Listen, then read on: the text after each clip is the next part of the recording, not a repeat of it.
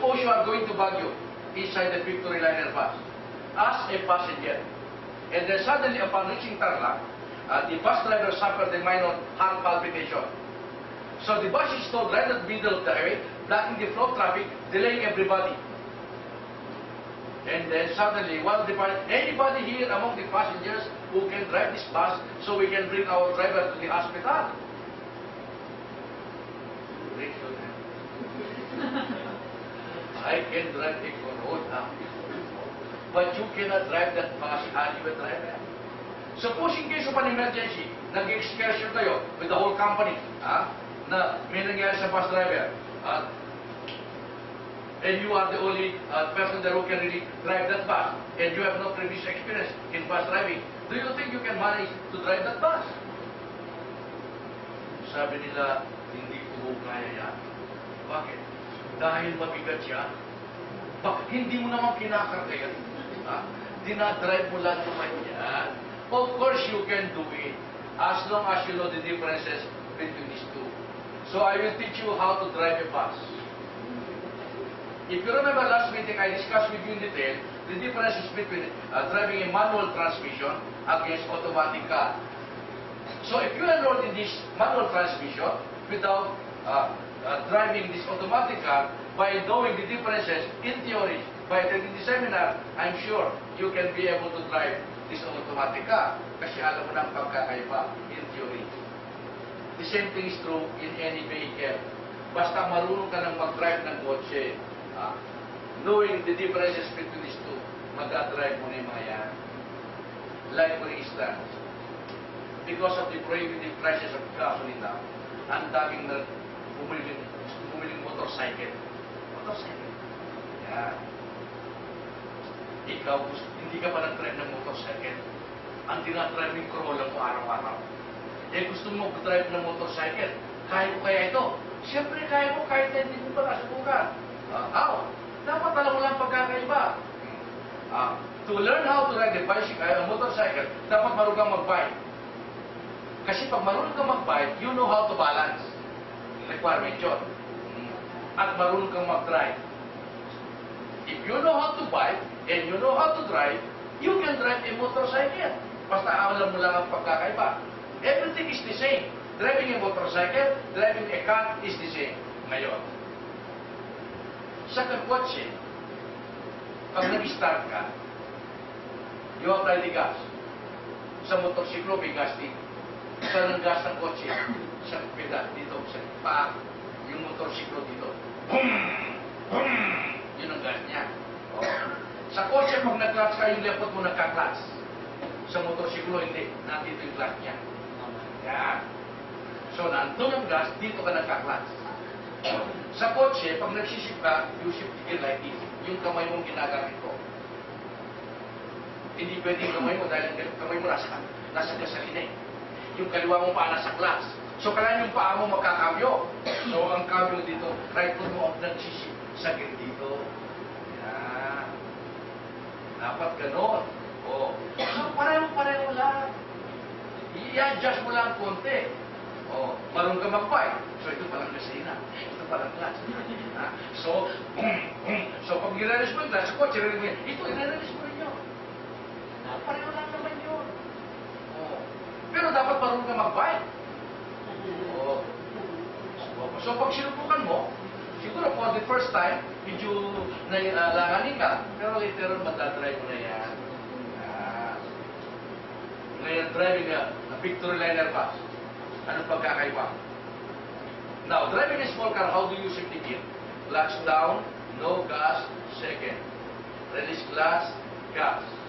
From second to third, clutch down, no gas, third. Release clutch, gas. That's the way you do it. Driving a big bus, especially the old ones, that's not the way you shift the gear. How do you shift the gear? Let's say you're on the first gear. Clutch down, from first gear, neutral muna. Release clutch, clutch down, from neutral to third. From second to third, clutch down, from second, neutral muna. Release clutch, clutch down, from neutral to third. You have to press the clutch twice before you can shift from one gear to another. We call it double clutching. Ang kotse, class down, second na kagad yun eh. Class down, tercera kagad yan. Ang truck hindi. Class down from first gear, neutral muna. Release class down from neutral to second. So you have to press the clutch twice because they have bigger gear. Lahat ng lumang truck, ganyan, buses, double clutching sila. Pero ang mga modern buses, para di ordinary car, you also press the clutch once. But the old buses, they are all double clutching. Is that really true? So when you go home, you take an old bus. Okay nga po ito. Isinunod mo talagang double clutching ito. Siyempre, hindi mo mapapansin yan. Because when he's shifting it, he will not do it in slow motion. Clutch down, neutral, release clutch. Hindi. Siyempre, pinipitik niyang mabilisan. Kung hindi mabilisan pa ang mata mo, as if he's only pressing it once, but actually, it's twice. Gear. As far as the gear is concerned, driving a small car, watch it, first, second, third, fourth, fifth, and reverse gear. Ang mga trucks and buses, sometimes a minimum of 7 gears, and maximum of 15 gears. Marami silang gear. You cannot imagine memorizing 15 gears. You could not even memorize first, second, third, and fourth gear. Much more to memorize 15 gears. But the most difficult part in driving, it's not only for driving, in any driving for that matter is calculation. You know, driving a small car, yung maliit na ko, it's so small, it's so handy, para ka lang naglalaro. You are driving a Corolla on the city maybe, you are running straight, you want to make a turn, as soon as you reach the corner, you swerve to the left like that, you can see the ring, lumilikod siya kagad. Driving a big bus, as soon as you reach the corner, you swerve to the left, lahat ng bahay sa kanto. Mawawala lahat yan. Remember, mahaba yan. Kailangan bubuelo ka muna. Kaya hindi sila pwede pumasok sa mga maliliit na iskinita because of their length and width. The moment you learn how to drive a big vehicle, not necessarily big bus, any big vehicle, you will not feel happy and safe anymore driving a small car. Pag nakadrive ka na ng mga bus na ganyan, mga expedition, mga Pajero, mga Montero, mga Nissan Patrol, pag nakadrive ka ng mga ganyan na sasakyan, parang ayaw mo nang mag-drive ng kotse. They are more relaxing to drive, saka safer sila. You can see that. You go along EDSA in front of SF, you drive a small car, and then you go near a big bus. Diyos ko, ang laki nito para silang igante, laki-laki nila. Ikaw para ka lang langgam. You shy away from this bus because the tail of the bus is even bigger than your car. Lalo sa tapat ng SF, talagang matatakot ka dyan, pakichanti ka. If you are the bus driver, sige lumapit kayo. Pag hindi ko kayo pagpuntukan lang siya. Ang yabang nila, yung mga bus driver, parang silang mayari ng EDSA. Driving a small car, especially the old one, you want to make a complete turn, you turn ang bigat, but ikaw pa lahat ang magpapalik na ganyan. Ay mga buses ngayon, super power steering yan. Even with one finger alone, you can turn the steering like that, all the way to the left, and then you just leave it down, it goes back, pumabalik siya mag-isa. Driving a small car, especially the old one, if you want to make a complete stop, you have to pump the brakes several times. Ang binubong mo ba yung brake? Ay mga buses, ang lalakas ng mga brake niya. Air brake sila. A little tapping of the brake, titilapon lahat ang pasero niya. Air brake sila. In fact, before, there was even a law about this. All buses are required by law to put a big signboard at the back. Caution, keep distance, air brakes. Malalakas ang brakes nila. Now, it's more tiring driving a small car than driving a big vehicle. Sa instrument panel arrangement alone, kaya nakakapagod drive ng kotse. You take this, umupo ka sa kotse, nakaganyan ka. Yung nakaganyan ka. For 10 hours, ganyan. Nakakapagod. Ang bus nakatayo ang manubela sa tapat niya. Ginaganyan lang ang manubela. So if you climb up the bus, unless you know where the bus driver is located, as if he's just one of the passengers. Ang gagaan nilang i-drive. So these are the differences between driving a small car against driving a big bus. So in case of an emergency, and you are forced to drive this bus, do not hesitate. Subukan mo. I-try mo. Siguro po the first few blocks, maraming bahay ang magigibaw. But later on, I'm sure you can be able to drive this bus. Suppose you know how to drive without a driver's license. Are you a driver? Suppose you have a driver's license without knowing how to drive. Are you a driver? Who is the driver between the two? The one who knows how to drive without a license, or the one who has a license without knowing how to drive? Suppose you are a single mother, and it is the opening of the classes. You are so desperate to look for a family driver. So in desperation, you advertise in the newspaper, wanted family driver. Fortunately, these two fellows apply. Of course, before you hire one of them, you have to interview them individually.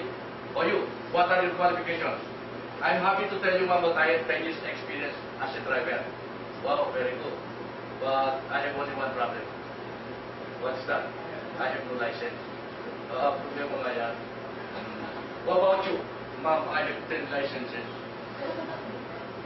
I have also one problem. What is that? I don't know how to drive. Pag hindi nila sinabi yan, sino tatanggapin mo sa dalawa? I'm sure you will have this person who has a license. You presume, since he has a license, he knows how to drive. Which is not always true in our country. In Metro Manila, millions of licenses issued yearly. Majority could not drive. In the remote provinces, it is the opposite. Majority of the tricycle drivers, jeepney drivers in your town, they drive. But they have no license. Bakit ganun sa probinsya? Karamihan ang tricycle doon, mga jeepney, walang lisensya. Well, it is understood because in the provinces, there are no LTO offices there. You have to cross the sea for several days just to go to the next capital area. You have to hike the mountain for several days just to go to the LTO. Bakit magpapakahirap niya? Secondly, you are not afraid to drive in your own place because you know everybody there. Yung mayor kapitbahay mo. Yung pulis kaklase mo ng high school. Eh, sinong huli sa'yo sa probinsya?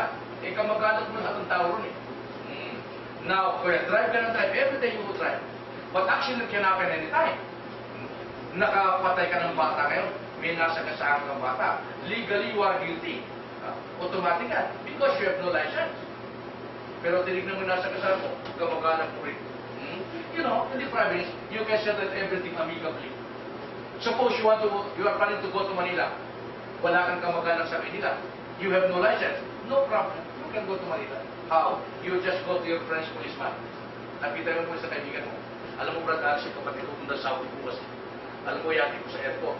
Alam mo naman, wala akong lisensya eh. Pwede ba issue mo ng ticket kung mukha rin nahuli mo kung kahapon? I-issue ka lang ng ticket, traffic violation receipt ng police. Reckless driving violation. Fake lang yan. Ayan, bibigyan ka lang ng ticket. Pero wala ka naman, hindi ka naman nahuli. May ticket sila eh. Under the law, with that ticket, you can use this as temporary license within 72 hours. Kaya kahit sa Manila, basta nahuli ng police, natiketan ka, that ticket is valid as a license within 72 hours. So for 72 hours, that is 3 days. So pwede ka na mag-drive from the province going to Manila International Airport. O, pagbalik mo sa probinsya, bumalik ka lang sa police. Brad, nandito na ako. Itong ticket, ibalik mo na sa libro. I-cancel mo na lang. I-cancel lang din eh. Tapos, itong sabtutador, pinabigyan niya natin sa'yo. Ganun lang sa probinsya. Nakakalusot siya. In Manila, Manitops, every corner, every district, you can see LTO office. It's so easy to secure. Not only license inside the city. Anything you want to do, lahat mabibili mo dito. Diploma, birth certificate, passport, nabibili mo talaga yan. Minsan tumatawag na, but it's true. To tell you frankly, in 1960s, the Socialized Driving Institute was the one issuing the license. At that time, student permit was not a requirement. Ngayon lang naman nire-require permit na yun. That is not a requirement. Upon enrollment, the secretary will ask you, anong gusto mo? Na-pro or professional? Ano ba kakaiba? Wala, 5 piso lang. Ano kasi lisensya 5 piso lang eh? Every morning pupunta yung secretary sa LTO. Kuha kaming gum form. Ang mga lisensya nang ginawang plastic eh. Papel lang sila. Wala pa namang computer nun eh. Typewriter pa lang. Wala pang cash register nun eh. Typewriter pa lang. O, so blank form yan. Pre-signed by the registrar. Lalagay lang namin name, address, height, weight, yan. Tapos resibo. Receipt the amount of 5 pesos as full payment for a non-professional driver's license. Valid for 1 year. Itatatak lang namin OR number, date of issue, place of issue. Meron ka ng number. Kaya pagka-enroll mo, bibigyan ka namin number. Kami mag-issue eh. Sige, driver na, may number ka na. Then at the end of the day, we just surrender the amount to the LTO, including the account is for. Ganun lang ang kota namin ng araw. Eh, may mga mayaman na wise. Magkano yung lisensya? 5 piso lang. Ang mura lang pala. No? Pwede bang bumili ng 10? Ano sabi mo? 10 lisensya ang gusto ko. Kung 10 ang bibigyan mo sa akin, magkano? 5 times 10. For 50 pesos, you can secure 10 licenses in 1 day. Tatay lang naman eh. Anong gusto mong pangalan? Lahat ng gusto mong pangalan, ilagay mo lang yan. Alam mo, hindi ko gusto yung pangalan ko eh. Ano ang pangalan ko? Santiago. Ayaw ko Santiago. Ilagay mo Elvis. De La Cruz ako. Ako eh. Juan De La Cruz. Pedro De La Cruz. James De La Cruz. Lahat De La Cruz. Pero iba-iba ang pangalan. Ang wala pa naman plastic, maglalagay ka ng size picture, hindi po. Meron ka ng lisensya. At araw-araw nagdadrag yan, 10 ang lisensya niya. Pag nahuli ng pulis, o sige, sa'yo na yan. Meron pang siyam na natitira dito. Araw-araw pinamimigay lang niya. Pag naubos balik, bigyan mo lang ang 10, wala na yung 10 kapot eh. Pero araw ganyan, kasimpleng gumawa ng lisensya. And the government is not strict about it. Pinababayaan niya. Why? Licenses were not recorded at that time. And secondly, the government is trying to encourage everybody to learn how to drive. In 1960s, wala pa naman masyadong driver dito eh. The population of Petro Manila was only 3 million. Pumunta sa Quezon Avenue, wala sa kanya. Pumunta ka sa EDSA, wala sa kanya. Ha? Kaya pag nagtuturo kami babae dyan eh, lahat ng tao nanonood. Babae mo! Babae! Basta nakikita niyan. Eh ngayon, 30 billion na tayo rito. Kailangan maging stricto na ang government. So you have to secure student permit first. So both are not considered driver. If you know how to drive without a driver's license, you are like a doctor practicing medicine without passing the board exam. Yes, you finish the course, but you are not licensed. If you have a license without knowing how to drive, you are like a teacher teaching college education with fake diplomas, with fake transcript report. You did not earn that license, you just bought that license. So as far as the government is concerned, to be a driver, first, you must be of legal age.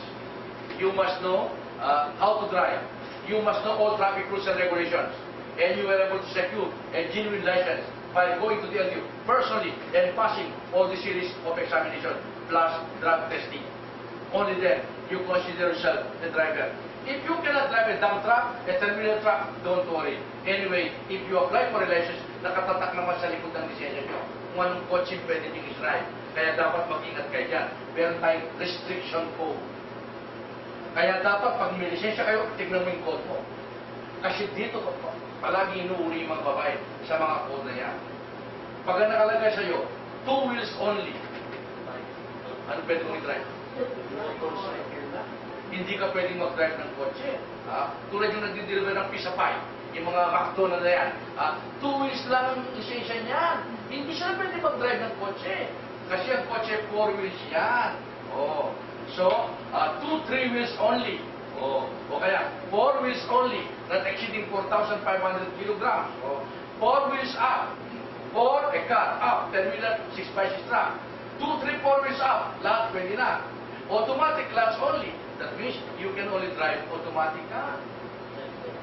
At palaging tine-check yung pulis, lalo na yung mga babae, mag-ingat kayo. Along EDSA, pag mga chocolate boys na nandun ang nagbabantayan, pag nakita nilang babae ka, siyempre, iharas nila. Lalapit ang MMDA. Good morning, ma'am. Anong sasagot ng babae? Oh, what's good about morning, ha? Ganyan ang babae. Pwede ko makita lisensya nyo? Bakit? Bakit? Pwede sumugot ng babae. Kala mo, nag-aaway palagi. Anong violation ko? Wala ko. Eh, wala ka lang. Bago ko pinititigil. Tinitignan ko lang kung meron ka lisensya. Siyempre meron. Bakit sila pang ulo ko? Magdadrive ako ulit. Ganyan ang mga buhay sa mga ko. Hindi mo naman sila madaling kadili. Gusto ko mang makita, nandyan sa bangko, nandyan. Ilabas mo nyo, ang daming karga ko sa van. Ilalabas ko. Eh, gusto kong makita, ikaw ba kaya? Ganyan mga buhay. Mahirapan ka talaga. Yung MMD, kala mo magkakansya, hindi natatawa siya. Natatawa niya yung misis niya. Hindi niya din ang misis ko. Yan, ilalabas niya na yun. Lipstick, cellphone, lahat, pati-pati, lumabas na lang yan. Wala ang lisensya. Nandun sa isang pagpo. Alam mo, babait siya. Pag nakikita niyo wala yung babait siya, driving without license. So please remember that. Every time you get down from your car, ang unang tinitingnan mo, lisensya. Lalo na yung mga babae, palipat-lipat ang bag. Pag puting suot, puting bag, pag black, yan. Tapos isang taon na pala lisensya, nasa black bag. Eh, hindi mo napapansin. Kasi nung araw, lisensya tinitingnan lahat ng tao. Ngayon, iba na. Pagkaupo mo, nandiyan ba siya po? Yung cellphone ng palagi. Nasa kusina ka, nakalimutan ko, babalik ako sa cellphone ko. Kahit saan ka, babalikan mo yung cellphone mo. Pero lisensya, hindi mo babalikan. Which is not correct. Yeah. So, titignan ngayon ko. Automatic glance only. Ang code ng babaeng ito, automatic glance lang. Tinignan niya, manual ang dinadrive mo. Ma'am, wala ko kayong manual na code. Ang code nyo automatic. May violation ka. The penalty is like this. O, alam mo ang code mo, all wheels only, not exceeding 4,500 kg. That means that's a manual transmission niya. You are driving automatic car. Ma'am, wala ko kayong automatic trans. Manual ang code nyo. May violation ka. The penalty is like this. You attend seminar like this. Tatakutin ka ngayon. So, parinig na siya pa rin until you will be forced to give money. Dapat mag-ingat kayo. Under the LTO memorandum, like in your case, you just learn how to drive. If you apply for a student permit, for a non-professional, without specifying the vehicle that you plan to drive, ang ilalagay nila, manual, 4 wheels only. Nag-drive ang automatic na yun. Hindi mo na patatak ang automatic na code. Nahuli ka ng police. Huwag you argue your case. Ma'am, wala ko kayong automatic code. Eh, ngayon wala. May violation ko kayo. Anong violation ko, ha? Wala ko kayong automatic. Ang code yung manual. Ano nga ang violation ko ron? Eh, wala nga ko kayong automatic. Ano naman violation ko? Eh, manual na, kaya ko eh. Eh, kaya ko automatic? Kasi lang ang ulo mo ah. Kahit saan tayo makarating yan, didimanda kita dyan. Yan, tapos na po. Pagka meron kang manual, it is understood. You don't have to secure this automatic. There is no violation. Pag pinipilit niya, sige, tanong ko, hindi demanda ka. Ngayon, if you just arrive from the States, nagdadala ka automatic sa States, you happen to be staying in Manila, kumuha ka ng code na automatic, and you happen to be driving manual, may violation niya. Mayroong violation doon. Okay? So, that is the meaning of driver.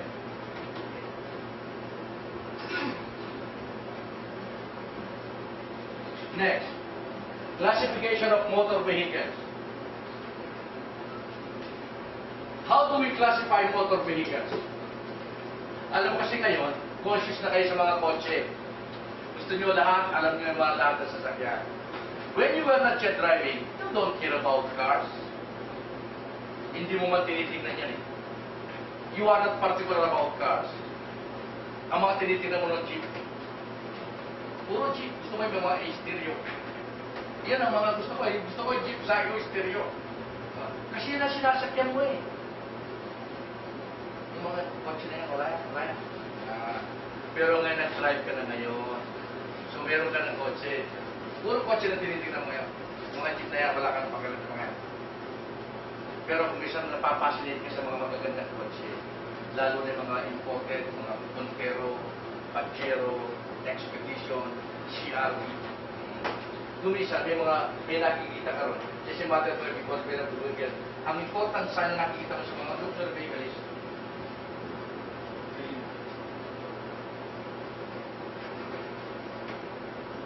four-wheel drive. Lagi nila nilalagay yan. Now, unless you know the meaning of this and you take it literally, four-wheel drive. Apat daw ang gulong. 1, 2, 3, 4. Apat nga naman. Bakit kailangan pang ilagay na apat ang gulong? Kita-kita ko naman apat ang gulong yan eh. Oh no, that is not the meaning of that. It's a very important sign, a luxury sign, pag naka four-wheel drive ka. Why? Yung bisikleta, ilan drive? Pag pinanda mong bisikleta, ang umikot yung likod lang. Di ba? Yung harap, pasama-sama lang. So pag tinaas mong bisikleta, yung quick, tatakbo ba yan? Hindi. Kasi ang drive niya nasa likod. One-wheel drive lang ang bisikleta. Ang kotse, pag sinip mo yung gear, umiikot ang likod, back-wheel drive yan. Yung harap, wala. Pasama-sama lang sila. Kaya ang kotse, yung gulong sa likod, two-wheel drive lang ang kotse.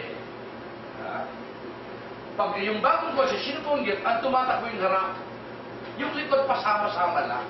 Kaya front-wheel drive ang mga bagong kotse ngayon. Front-wheel drive. But still, two-wheel drive lang sila. Kaya mahina silang klase. Two-wheel drive. So pag nalubak yung harap, hindi na makahilang likod. Kasi ang drive niya nasa harap. Front-wheel drive. Ang mga Montero, mga Pajero, mga Nissan Patrol, when you shift the gear, lahat ng gulong may drive. Lahat sila umiilit. Kaya they are putting crossing rivers, in climbing up mountains, sa mga paa, lumulusob yan. Kahit na malubak ang likod, ihila yung harap. Pag nalubak yung harap, ihila ang likod. Kaya mas mahal yan ang mga four-wheel drive. Kaya they always emphasize design, luxury vehicle yan. Mahal ang mga four-wheel drive.